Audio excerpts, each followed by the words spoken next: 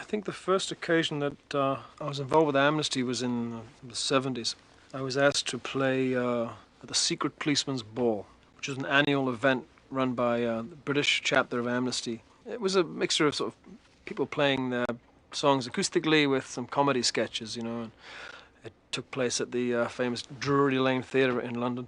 That was really my first awareness of Amnesty's work, which involves the writing of letters to try and encourage governments to treat their prisoners of conscience fairly. In fact, that they wouldn't be prisoners anymore just for their political or their religious beliefs.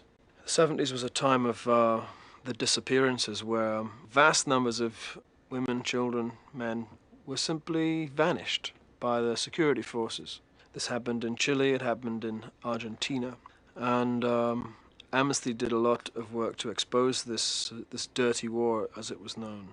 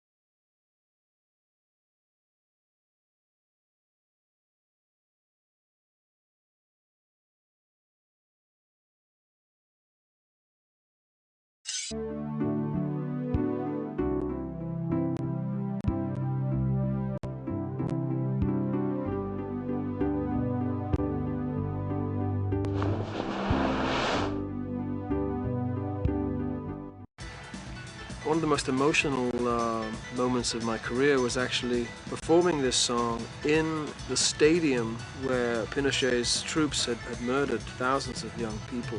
Performing in that stadium with the mothers on stage and actually dancing with them all, Peter Gabriel and myself, just danced with all of these women. And it'd be very difficult to top that for an emotional experience. I mean, it was just bizarre that I'd written this song and then it had become a kind of reality that was very powerful for me, and I think very powerful for everyone watching. That's one of the memories I will take to my grave.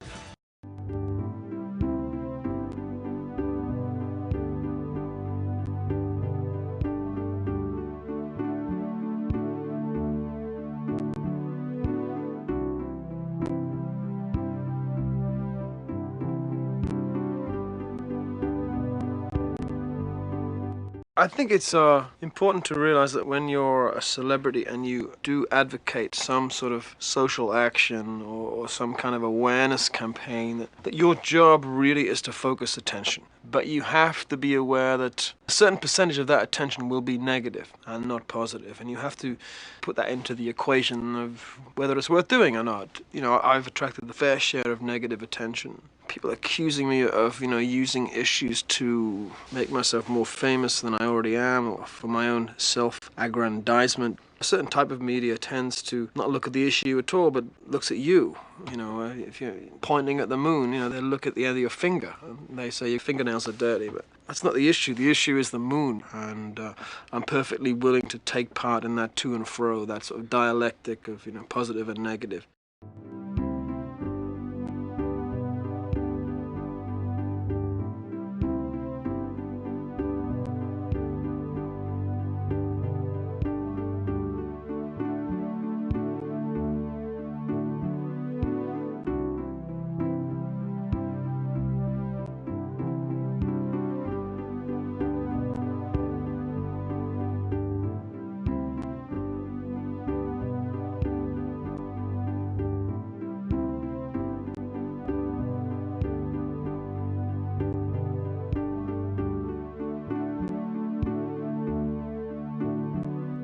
To silently protest, it's very hard to react in a male way against that. You can't really send troops in against women who are dancing. I mean, Gandhi was a man who used a similar approach, non-violent protest, of just coming limp in the face of oppression and saying, you are the oppressor. That is much more powerful than fighting a terrorist war against the oppressor. I think terrorists the world over are beginning to realize that you're trapped in this karmic cycle of violence and revenge. The female approach is much smarter and probably more effective, at least in certain situations.